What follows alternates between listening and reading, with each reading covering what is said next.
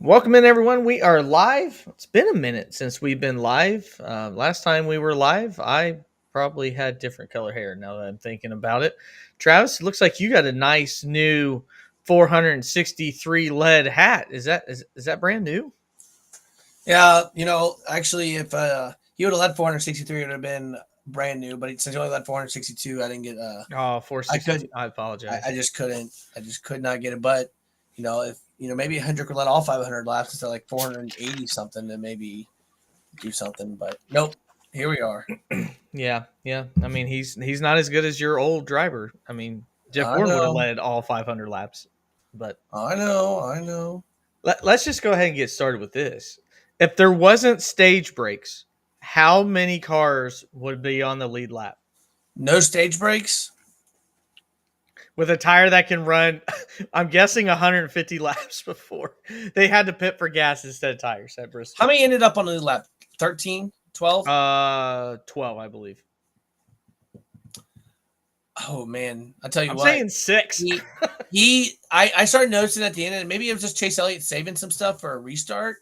But those last like 15, 20 laps, I don't know, maybe just people just gave up and just let him go. But he went from like a 2 second lead to like seven, Yep, seven like seconds. that. Mm-hmm. And I'm like, holy crap. At And then, Bristol. yep. And I saw a stat where it said like medium speed or whatever. And it was that all the people on the lead lap in turn 3. And then they had Kyle Larson on the start finish line. So I was like, I wonder, like, it makes you wonder, right? It makes you wonder he could have got to like the top 5 or something. I don't think he could have. I think there were some good like sixth, seventh place cars that he would have had trouble getting around. So I don't think it's as much. Maybe 6th or 7th. Maybe he would I have to think it's use some six. bumper, but I would say maybe 7th or 8th. Can't use the bumper. Can't use the bumper I know there's no anymore. air. There's just impossible. Well, we'll I talk about the aftermath because Cliff Daniels had a lot to say. Kyle Larson has some things to say. I'm not sure he was actually in favor with the crowd with those talks that he mentioned, but we'll talk about that. Of course, the round 12 playoffs. We have a driver swap. It's been a while since we had a good old fashioned driver swap to end the year. All that and more here on Stuck in the Catchments.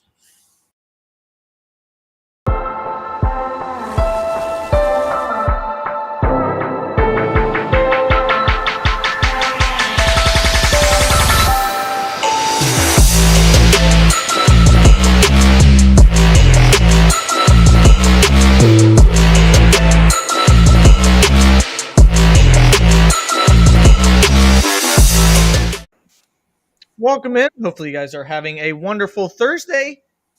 John's going for it. I don't know what he's going for. I don't know if that's talking about a woman. I mean, he's happy that he's going for it. John, you go for it. I hope you don't lose. We're happy that you're here and joining us. I think Obviously, he's talking about your hair. nah, I don't think he. I think he's talking about Chase Briscoe, but I could Oh. be wrong. I mean, it's never. John would never just randomly be talking about a Stuart Haas driver. 14 and 45.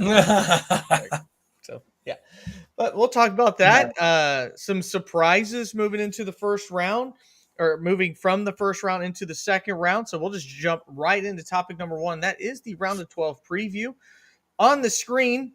That seems dangerous. I don't recommend that at home, guys. If you have a knife like that, or a sword, or is that maybe a dagger? Who knows? Kyle Larson has 39 points to the good. Christopher Bell 24, Reddick 20, William Byron 14. Blaney with 11. Denny Hamlin resets back to 7. Chase Elliott with 6. Joey Logano with 4. And then below the cut line will be Cindric, Suarez, Bowman, and Briscoe. I think a lot of people would have made a case for all 4 of those drivers to be out, and all 4 of them advanced are now headed into the second round. So, Travis, if you want to give a quick synopsis of the first round and what you're looking to take from that into the second round, round of 12, where we will go to Kansas, Talladega, and the Roval, probably the most diverse round. I just think you look at who was good and who wasn't good, right? So you look at the shocking ones, right? After Joey Logano won, what did he do the last 2 races? He blew tires. He didn't really do a whole lot, right? Happy birthday, John. Sorry about that, Well, Travis. hey, happy birthday, bud. 45. I see why you took 45 because you're 45. Maybe I don't know. I think Maybe. I think Um, It's I not. think you look at the people that got out, probably were the ones that you could have probably guessed a little bit. You know, we said Brad Kay, we said Harrison Burton. I think a little bit of a shock was Martin Truex. And I think a little bit of um, I'm going to blame that. Ty Gibbs. Yeah, Ty Gibbs. I think those two were a little shocked. You Yeah. had 4 JGR cars, and now you're down to 2. There's no reason two JGR cars should have been knocked out in the first round. No, I think and you saw Ty Gibbs have that frustration, right? He was really upset during the race, Yep. yelling at people, and it's like he was just frustrated. No reason 2 JGR cars, and then really, I partially blame Martin Truex for that because he spent on pit road by what 1/1000th of a second or something stupid. So Yep. as we look at that, 2 of them we kind of guessed. 2 of them was a little bit, maybe a little bit of shock. Did you say Ty Gibbs at the beginning When at on our last show? When we talked I'm about, trying to remember who I said. I think I I piggybacked guess with you on Brad, and I piggybacked with. I think we both Harrison. actually said Martin and Harrison. Yeah. So I figured we got a few of them, but But Ty was really good at Bristol, so I think we left that yeah. one in. So, but I mean, if we're looking at round 12, right? I think this one's tough because there was what drivers performed well. You had Daniel Suarez, who maybe did a little bit better, but then he 6 laps down at Bristol. Cindric kind of just snuck through. Good Blaney, strategy by Cindric and his team. yeah, and I think you look at Blaney, kind of you didn't hear anything of him, right? Well, who else are we talking? Byron, I think he's struggling, or unless he's not showing his cards. I think Chase Elliott isn't strong enough. I just didn't see a lot of playoff cars do anything besides, I know 2 to 3 won, but Atlanta's a super speedway, which when you get out front, it's kind of done. And Bristol's kind of the same way. You get out in front, and you're gone. So, what did the playoff cars do in the round of 16? They did what the guys that really struggled didn't do, and that was not screw up. I think that Mm-hmm. was just the biggest thing. They went for points, and I think now because with a road course, Travis, I think that just throws so much into like going for points that you're not going to go for the win, so you're going to have a bunch of guys going for it, and that's why Chris Buescher. If that was a normal race, Chris Buescher is not alone, and SVG aren't alone as the guys in the playoffs trying to win that race. Literally nobody from the playoffs tried to win that race because they all wanted points. People that suffered from Atlanta wanted points. People that had decent from Atlanta could build upon more points. So I feel like that was a big thing. Atlanta was its own wild card. I wish it was in the middle so that you could see. It's unfortunate, but it's almost like you kind of wish that it went Bristol, then Watkins Glen, then Atlanta to have a little bit more action in those. But Yeah. I think this round is perfect because we're too close now, Travis. Like if you have one bad race now, like Denny Hamlin, you ain't making it up because your chances of getting in are now that much harder. You can't just drive around and hope to have success. The Roval being the last course, we're going to see a lot more people pushing it, a lot more mistakes than and I just think that that's going to be such a bigger factor. So whoever doesn't have speed at the mile and a half, and I think everybody's gunning for it here. I think Kansas already is a great track. It's going to be a great race because I think that's the one chance that guys are like, we can't screw this up. This is our speed race. Let's go out there and try to win this damn thing because the next two, you put yourself in bad situations that aren't your fault. Yeah, I totally agree. You just look at, if you pull back up the standings, right? So you pull back up, there's only maybe one person out of this group that's like, all right, he has a decent cushion, right? And that's Larson. I think 24 points I could be lost in one race. I could be lost in the first. You have one bad thing, and I think, Kyle Larson at one point was only floating 3 or 4 points above the cut line at one point. So you look at some of that stuff, and I think Larson, just by the virtue of winning and stuff, he's gonna have a little bit of a cushion. But you look at everybody else going, like anyone from second to 12th after that first race could just be below that cut line. Mm-hmm. I think if we're gonna go into like our picks now, the mile and a halfs are good for Toyotas. obviously that's a big thing, and I think that's good for Hendrick the most, and that's weird saying that because like I think people 2 months ago, Travis will be like, no shit. Well, it's not been that great for either team here recently for Joe Gibbs or for Hendrick when it comes to outside of Kyle Larson being consistently up front. But these other guys, man, it hasn't really been that. I'm interested to see what Chase Briscoe brings to Kansas because whatever he can bring to Kansas kind of determines what I think he can do the rest. Same thing with Austin Cindric. To me, Daniel Suarez is the least likely out of everybody on this list. And the other person I'm worried about, I'll give you who I'm most comfortable with. That's not Kyle Larson because all he has to do is literally, if he top 10s every stage, he'll be fine. Literally 10th in every stage, he'll I be think fine. he gets top 15 in every race. He's gonna be just fine. Yeah, I'm just saying stages. Like, I don't Oh, even I care if he know. finishes. If he gets a Yeah. top 10 in each stage, he'll be fine.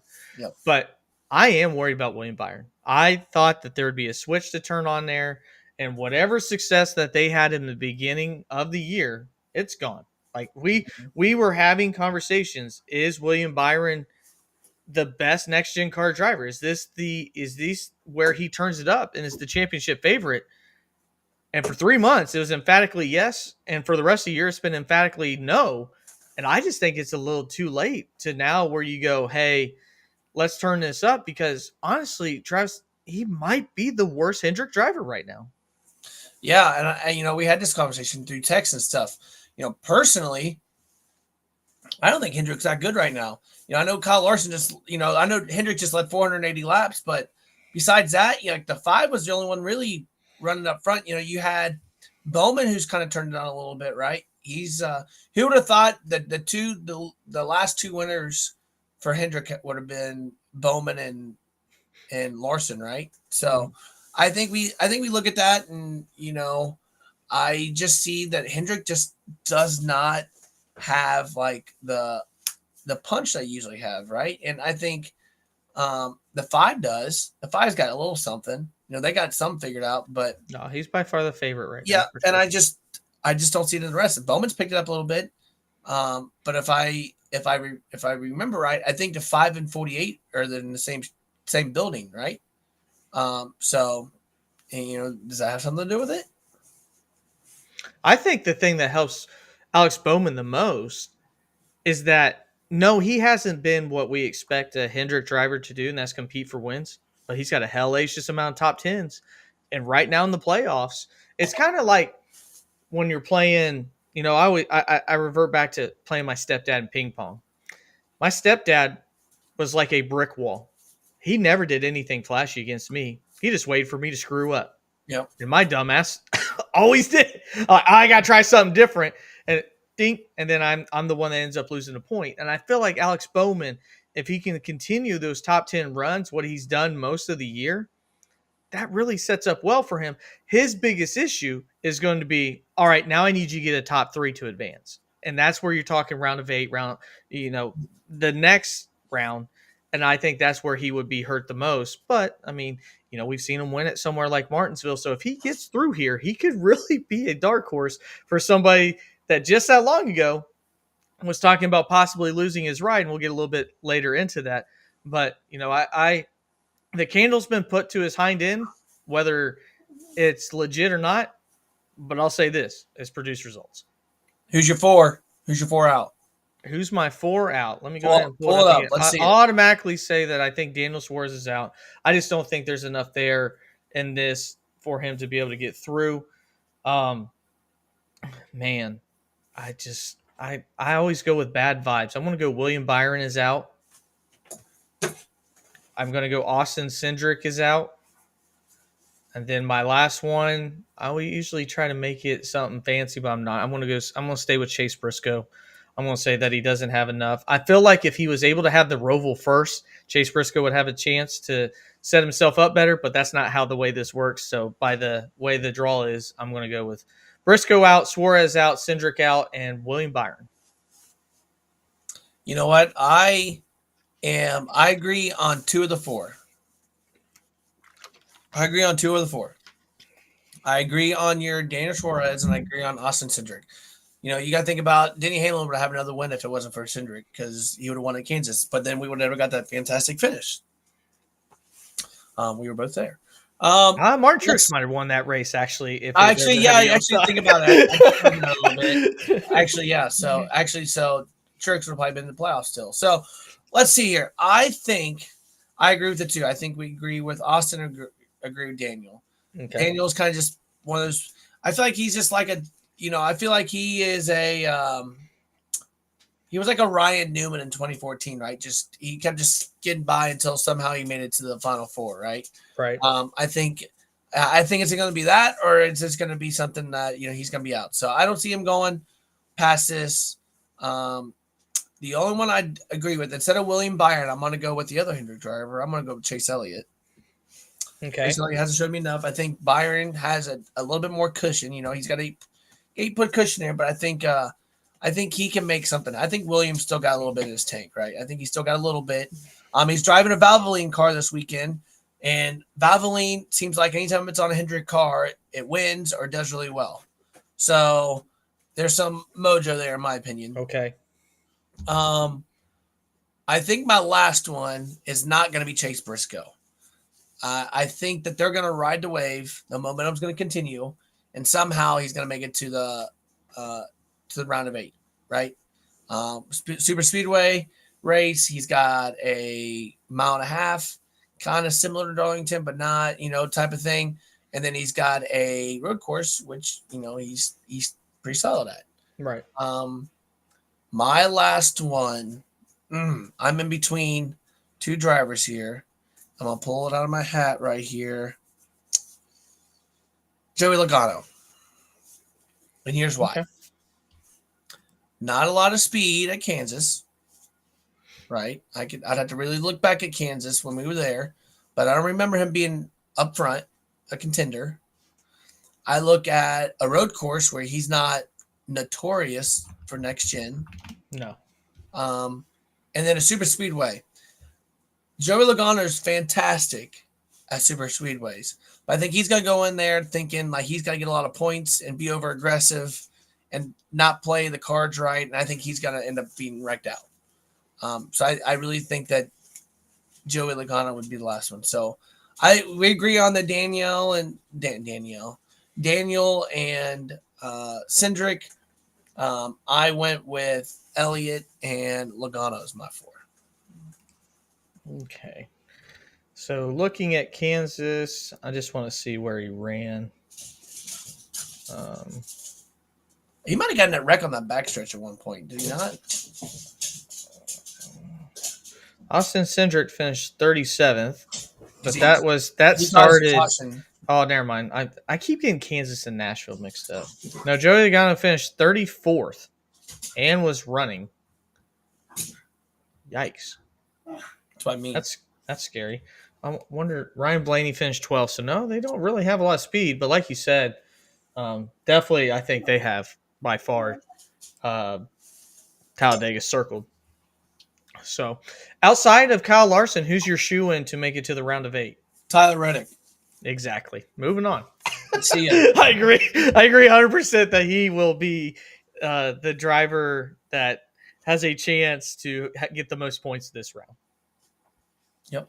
So, all right. Well, now we'll move on to the silly season news. It's actually silly for this year and for the following year. Justin Haley will be moving over to the number 7 car starting this weekend, and then Corey LaJoie will be moving to the more appropriate ride for him, which is the Rick Ware number 51 car. Travis, it's been a long time since we've seen a driver swap. I think I remember Elliott Sadler was in a driver swap like a really long time ago. So that was 07. I was saying, the first race was at Michigan with Everham, but it wasn't. I wouldn't call that a driver swap though. I feel like that was like a driver moved in and then they got another whole new driver and some driver got booted out. It was like a 3-player swap or something, if I remember that right. But I know Elliott's first race was at Michigan because he started second because I was at that race. That's the only reason I even know. Also, John is loving your picks, man. He is riding. He's riding the horse. Ride on it while you can. My dog likes it too. Holy moly. I know, Um, crazy. so looking at this driver swap, a lot's been said about Justin Haley. A lot of people think that he possibly could be going to Hendrick. That was the aforementioned rumor that he will be going to Hendrick. There's also rumor with Spire that they're going to be a tier one franchise next year for Chevy. So next year, Travis and I kind of were talking in our own chat, who is tier one for Chevy. Travis believes it's going to be Hendrick, Spire, and then also RCR. So looking at that, I think it's a good idea for Spire to go ahead and get their driver in. That way he can get to the lay of the land. He can kind of know, because he will be driving that number 7 car next year, to see what it's like to work at Spire, and then get himself also in a car that Spire's hot right now. I mean, they have made moves, and at the second half of the season, we've seen Zane Smith do better. We've seen Carson Hocevar qualify really, really well, not really run as good as his qualifying efforts. And then Corey LaJoie, I know he's been the butt of a lot of jokes, but I mean, still got 2 top 10 finishes in the last 2 weeks. So I think out of all that, Justin Haley coming in, I think it's a good litmus test immediately to say, are you as good as what we thought you were riding in a Rick Ware car?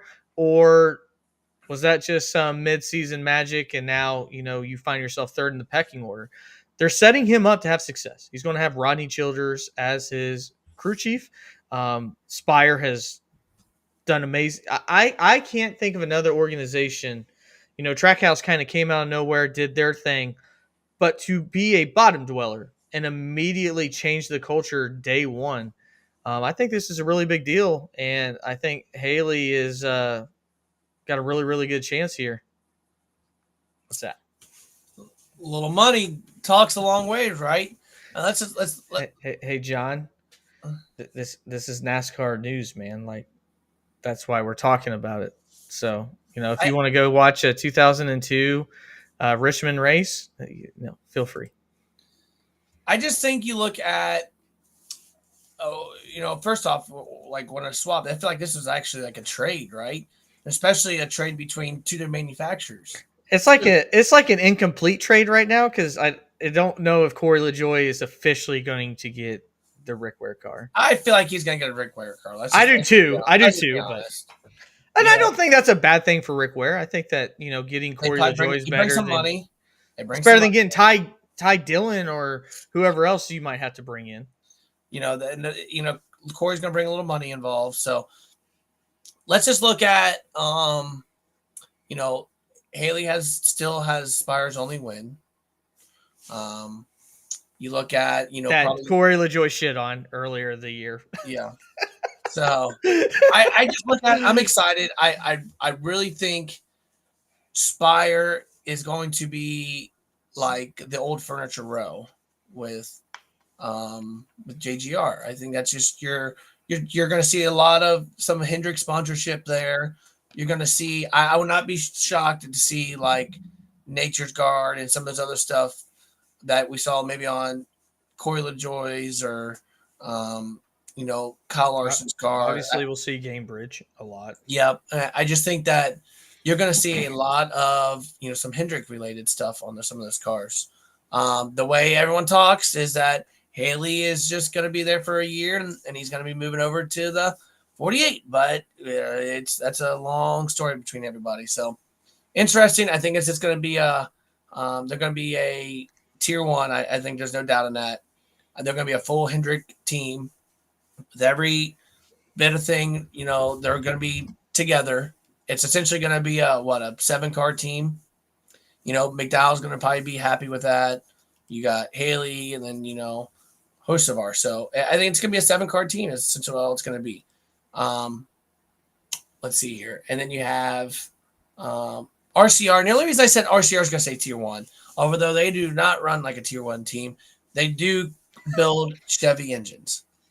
And I just believe that if you think of Chevy, you think about spec race cars, right? When you think of Chevy, you're going to think of motors. So I just believe that since ECR is building engines, they're going to consider you tier one. Do I agree with that? I don't know. But, obviously Trackhouse has an alliance with RCR. They have other teams have an alliance. So I don't know. It's interesting, and who ever thought we would have been hearing about tier one, tier two? Like I never knew there was a thing until, this year or end of last when they Right. talk about, oh, like tier one just has better motors. Like, what do you mean? Like they're all the same motors. Oh, well, that one might be a little bit more worn out than this one. It's like, holy crap. Like I had no idea. Right. So I thought when someone says that there's an alliance that, there's an alliance, there's whatever. So interesting. But you're just gonna have a little mini Hendrick. I agree with whatever someone said, or like I even put in a group chat. I just want to kind of to show you something and talk a little bit about it. Zane Smith, he looked like he was going to go for Noah Gregson's crown as one of the worst rookie seasons of all time. He started his year Oh, finishing 35, 36, 29, 36, 19, 35, 31. Okay. That's getting up to Texas. He's turned it around significantly, starting, let's just say at Indy, that's been a while. 17th, 23rd, 7, 13, 23, 21, 5, and 16th. Now, is that mind blowing? No, but when you're second at talking about, Nashville.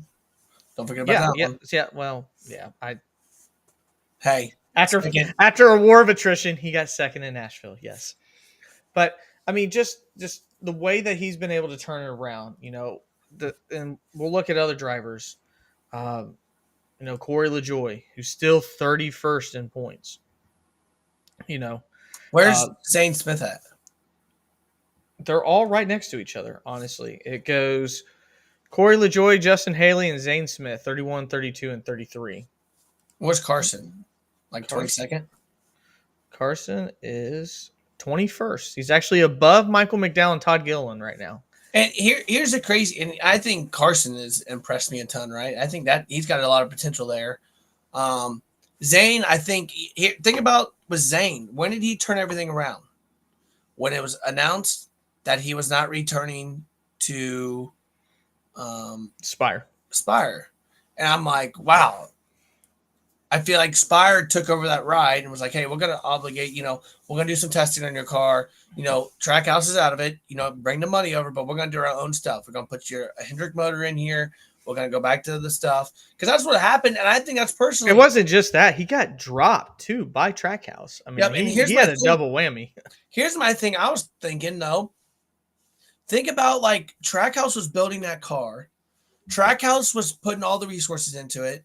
And they were like ECR, then after an ECR motor, then they would go over and, Spire would put. It was just a mess, in my opinion. Mm-hmm. That car was a shit show. Honestly. It was like taking Carly Long's team and trying to put all the money you can into a race team. Says, here you go, like try to put it together. Like it just doesn't work like that. I mean, it was Spire, wrecking and qualifying consistently. And I think Spire took it over, and then you've seen the improvement, right? So, yeah. In Sport Spire trying to go to a full 3-fledged team. So, I they're fine. Spire's going to pay dividend. I say next year you're going to see Spire. I would not be shocked to see Spire win 3 or 4 races next year. I really That'd don't. be huge. I really don't. When it comes to Justin Haley getting into the number 7 ride, what are your expectations? Because with the driver standings, it just shows that they're one spot apart when it comes to the 51 and when it comes to the 7. But what are your expectations, Travis? I would not be shocked. I think we were so impressed with Haley because of what he did, but like we always talked about, he's still 30 in the points, right? But I think he had just so many top 15 runs. And Rick Rares used to run in 30th every single week, every single car. It don't matter. And then he's running like 15th, 12th, 13th, right? So let's look back at, what's it about, what's it take? In order to gain 3 or 4 spots in a cup car, it takes a lot of money and a lot of different resources. So I see that as, me personally, I'm going to put some money on him to finish top 10, right? I want to see him finish top 10. And then we'll see what happens, right? So I think expectations the rest of the year is that Haley needs to beat out some of his teammates. He needs to show that, okay, like, hey, just because I came from Rick Rare. Now, if LaJoy goes out there and beats Haley, I'm going to question some stuff, right? Just straight up, not because of wrecking, not because of anything, but straight up beats them. I'm going to question some things. So, but yeah, I expect him to. I wouldn't even be shocked before the end of the year that they're not running, you know, top 10 consistently, which they have lately. Why don't we all admit that McDowell will be a better Spire Motorsports driver? Well, currently McDowell is behind a current Spire Motorsports driver who is a rookie. You have to remember that, like you mentioned, Spire getting kind of the uh, stray parts from ECR. I mean, I can guarantee you that as much as ECR puts into their motors when it comes to getting to the third car Aspire, I'm going to guess there's just a little less detail in that one. And I'm going to guess that, Trackhouse on a car that is being loaned out, like you said, is going to do things a little bit differently. So, um, I'm not convinced that Michael McDowell will be the best. I think Michael McDowell's making a lateral move, and I feel like with Haley, he's making a positive move. I think all competition in that team is good. I think it's I going to be a really fun team, but I'm not ready convinced that Justin Haley won't be just as good as Michael McDowell, because just now looking, Justin Haley in the previous time that he was in, a decent ride, he finished 22nd in points. Is that that might be the best of Michael McDowell's career? I'll look it up real quick. let's But go ahead. look at Spire. What has Spire missed throughout this whole process they're doing?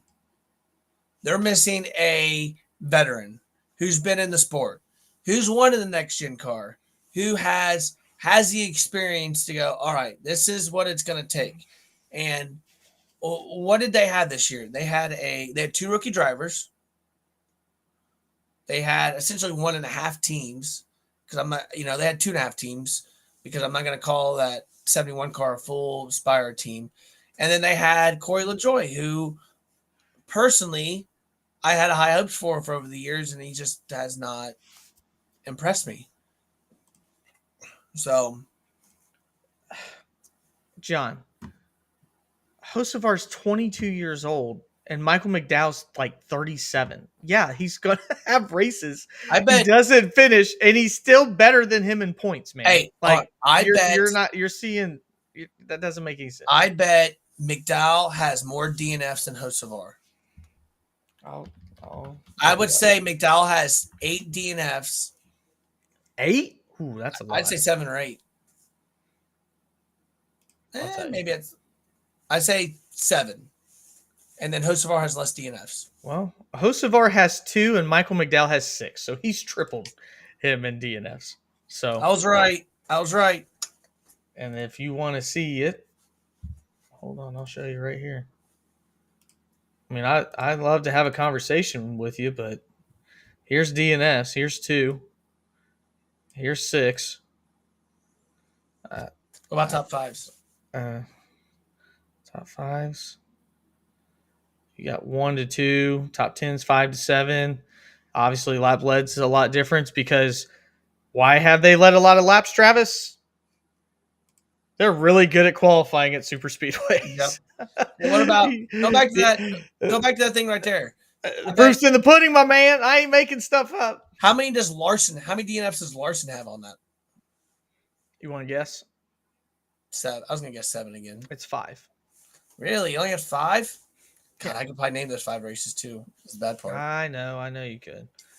Who has the most DNFs in NASCAR so far this season?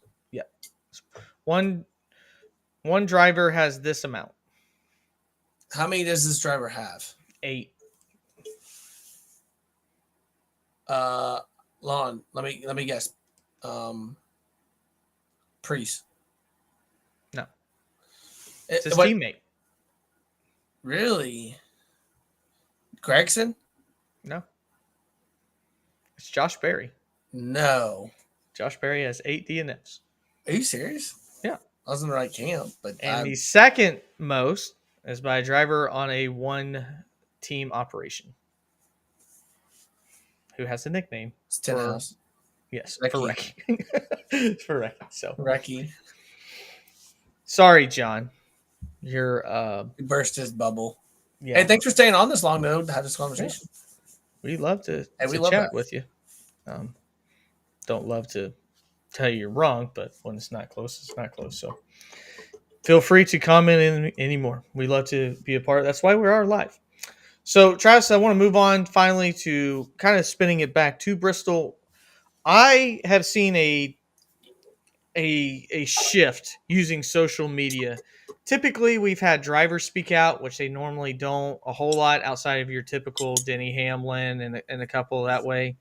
I've seen race wives speak out and Samantha Bush. I've seen now a huge shift that now crew chiefs are speaking out with the issues that we're having with the next gen car on short tracks. I There's been all kinds, Cliff Daniels, Chris Gabehart, Todd Gilliland's crew chief today, which his name just escaped me. They've all went out and gave their fixes for the next gen car when it comes to short track racing. Where do you think, whenever you get back, where do you think? It's not where do you think. Do you think NASCAR with this pressure now will actually listen to them, or is this just normal NASCAR? Yeah. I hear you. The race fans want change, the drivers want change, the crew chiefs want change, but we're going to tell you everything's still fine. I think they got to, right. I think it's time for something. I think that the crew chiefs are the ones. It's not even the drivers anymore. It's frustrated. It's the crew chiefs because they got an emphasis on one thing of racing, which is like qualifying. They got to be up front. If they know they mess up qualifying, their day's shot. Yep. Right. Especially these short tracks. So, what's the point of emphasizing so much on one aspect if you can't, whatever else. So I think something's gonna come about, right? It's no car's perfect. I think we look at the COT car, right? How bad I guess they handled it at first. But eventually the changes were made and now, stuff got better. I look at 2013 when the new car, the Gen 6 came out. It wasn't the best car. I didn't think it handled the best and I didn't think it performed the best. But the next year it was really good. Mm-hmm. I think Cliff Daniels made a great point earlier this week when he said, he goes, after they had a wreck with him and Priest last year, that they were quick to make changes to the roll bars, and Right. I think that's going to happen again. So, they're quick to make changes with safety. I think after what they saw at some of these races, and I agree with Larson too. Just because I don't like them, but it's not Goodyear's fault. I don't think it's on Goodyear. I think Goodyear's they're the tire. They're not putting on the product. They're just they're 5% of the product, right? I think they're 5% of the product.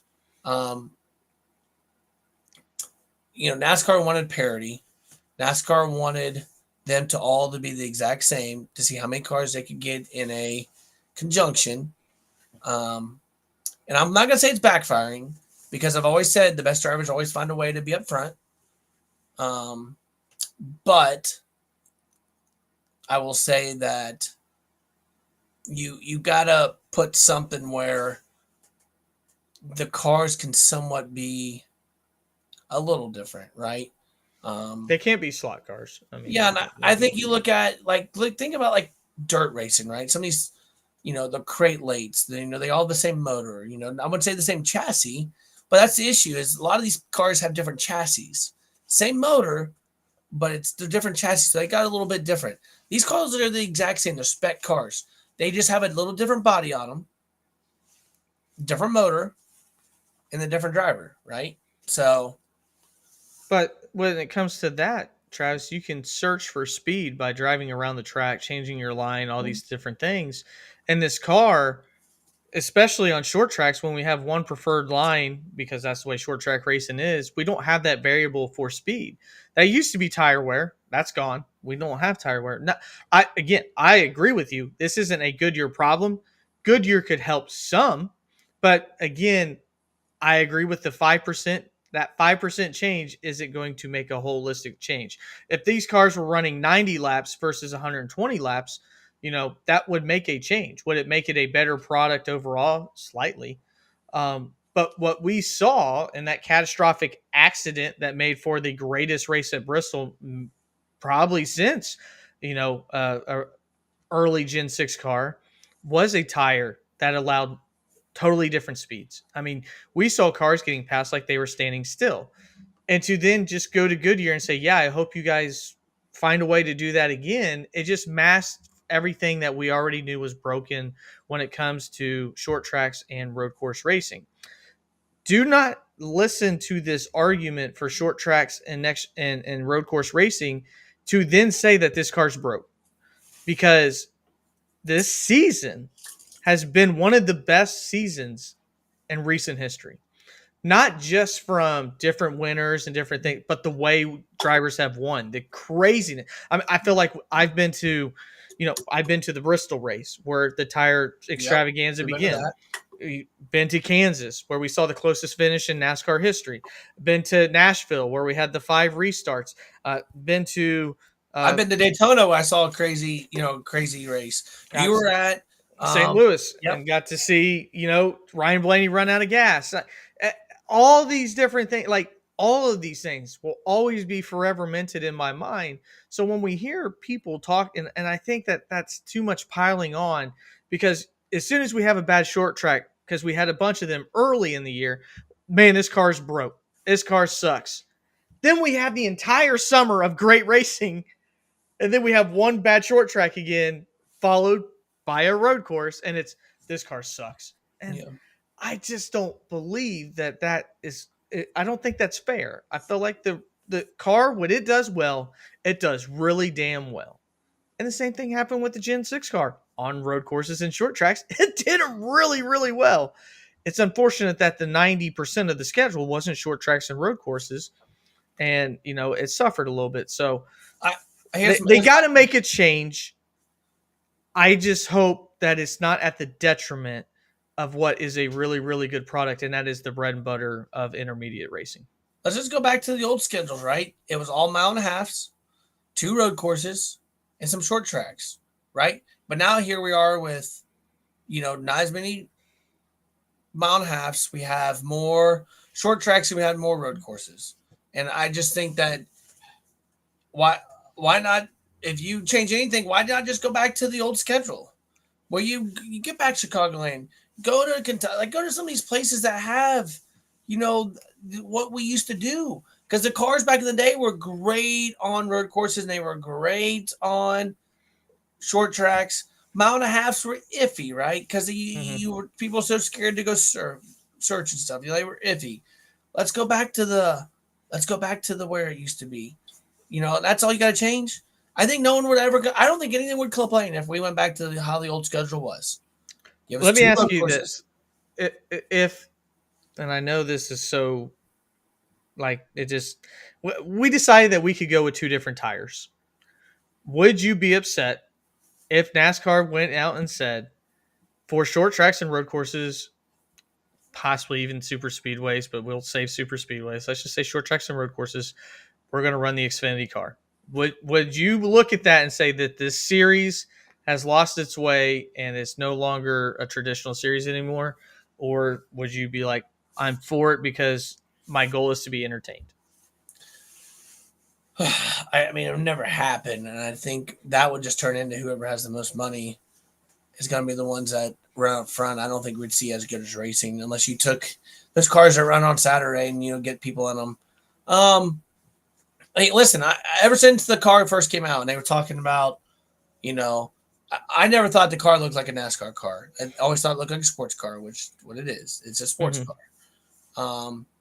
I was rather disappointed. I thought the mile and a halves have been good. Don't get me wrong. I think the mile and a halves are some of the best. I just can't stand the shifting, man. I just, they're always 5-4, 4-3, 3-4-5, right? And I think of some of these places, I'm like, oh my God, like they just they just make a mistake and they can just shift out of it, and that's how you. And it's not even hard shifting anymore. It's not H pattern shifting too on top of it. And I'm telling you what, and people think I am nuts for this, but if you take out shifting at short tracks, find a way where they have to run one gear around everywhere, You will not. You will see the mistakes in passing because people make a mistake and they can just shift and it's they catch them back on track and there's no passing. And I think that's where you look back at the day, like how did people pass back in the day? They got to the bumper, they moved them a little bit, they got to run underneath them. When the people drove in too hard, it kind of got them pushed up the track and people went under it. Uh, yeah. I just you know, look at a 2001, 2002 short track race. Everyone was on the bottom, follow the leader. You kind of had to push someone out of the way, but if you're running fifth on lap 10, you're probably going to run fifth on lap 60 of the run. And I just think that we got such a taste over the last couple years of we got a taste over the last, the 5-6 years of the Gen 6 where people just didn't care anymore and just ran people out of the way. Right. And I think that's why I was like, oh my God, short track racing, best ever. We love it. Beating and banging, we love it. But really, was it? Was it? I mean, we can go on a whole different tangent here. It's just my opinion. I didn't. My opinion of the short track is I didn't see anything that was just super unusual. What I will say to that, Travis, is we will spin a wheel in the off season, and I really want to do this. NASCAR makes all their races available on NASCAR Classic on YouTube, and we will spin a wheel for a certain year, and we'll pick out a short track, and we'll watch it. Yep. We'll watch that race, and we'll see if hindsight, what we know now is the same thing that we remember back then. Because I think a lot of times, we get that nostalgic thought process of certain things. Before Bristol had its grandstands, I'm telling you, Mark Martin used to lead 400 laps at Bristol. It was no big deal. Same thing used to happen at Martinsville. There was drivers that would lead 300 laps, and that was not unusual. I think all the time Denny Hamlin and Jeff Gordon and all these people did all that and ran away with it. And I don't think people have an issue that he ran away with it. I think they just, what more do you want? There was 2 lanes, people going on the bottom, people going on top. There was action all over the track. I just didn't, We want passing. I mean, I get it, but the passing was terrible. I get it, but it's like, I don't know. Even I look back at it like I'm a huge Larson fan and he won it, and maybe I look at the place differently. But I look at like what, like if my driver was 5th, like maybe I would have been upset, but I don't know. I just want to go back to the old races and be like, okay, like what do these look like? It's very rare that I'll ever watch a race and be disappointed that I watched a race. And I didn't necessarily feel that way with Bristol because the eye candy was there. It was like Steve Letarte said, it looked like you had to gain 3 inches, but if you were faster, you could pass somewhat. But there's many times, especially with Martinsville, I'll get done watching that and I go, I could have done so much better with my time today.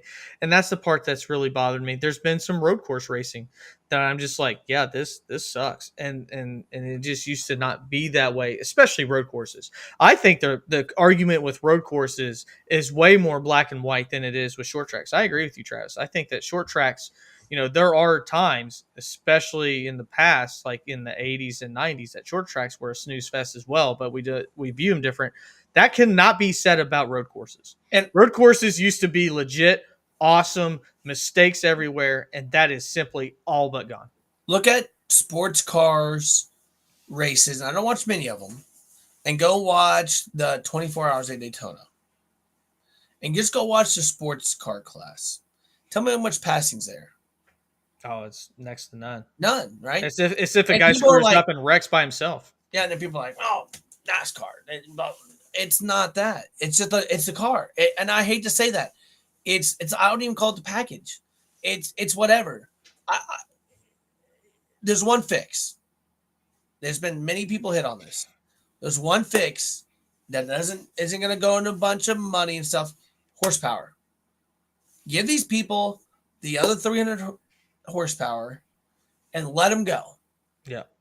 Let them go. Yeah.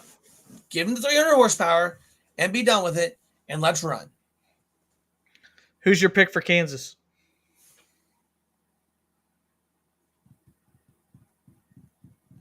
Tyler Reddick. But yeah, Tyler Reddick. Toyota's won every year besides, well, Larson Besides this should have year when won we went. too, Yeah. but I think Larson was the first Toyota in a long time in the next gen era. Because I got to think about it. Kansas was swept by the first gen era was swept by the 45 car, so Kurt Busch and Bubba Wallace. Last year was Denny Hamlin and Reddick. Mm-hmm. And then, so it's been the 45 car a lot. And then this year was Larson and I Kurt think Busch. Reddick. You say Kurt Busch won run. You're Yeah, right. he won it in 22, and then Bubba Wallace won it. 45 has won. The 45 car has won 3 out of the last 5 races in the next gen. I can't just Toyota's won 4 out of the 5. But I will say was that Bubba Wallace Larson, the 45 car when he won it? yep, he That's won what I it. thought. He won it because that was the year that they decided it was better than him running Ty Gibbs in 22. So I think that Larson should probably have 2 of those wins. He got bumped out of the way from Denny Hamlin, in 23 spring race, and then I just look at that's mine. Let's do. I'm gonna say Reddick. What you got? I would say Reddick too, because it's going to come down to running the wall, and there's going to be less grip because it's going to be a day race versus a night race, so that should make it more fun. Obviously, the slicker the track, the harder it is to run the wall, but we both know it's going to be coming the ability to run the wall. And there's no two better than Kyle Larson and Tyler Reddick. I just feel like Tyler Reddick has more to gain by pushing it. Kyle Larson, they're never going to convince me that he doesn't want to win. But I also think there's a part of him that goes, you know what? I think we'll comfortably just get a top 5. And if he does that, he's well on his way to the next. I know that's not how race car drivers think. We're not talking about Kyle Larson now, are we? I'm just I don't know. I could be wrong, and I've been wrong before. He is the only person there that could just tiptoe his way through the next 5 or 6 races and be in the final 4. And if Kyle Larson was racing somebody from 4th and put it in the wall and DNF, Travis, you would have a heart attack. I would say he's done. I would throw my monitors. Yeah, so that's what I'm saying. It's okay if he just tries to run 5th, but I fully expect him to compete for the win. So I'd say if he does win this weekend, that he is essentially a lock for the final 4. Yep. I agree with that.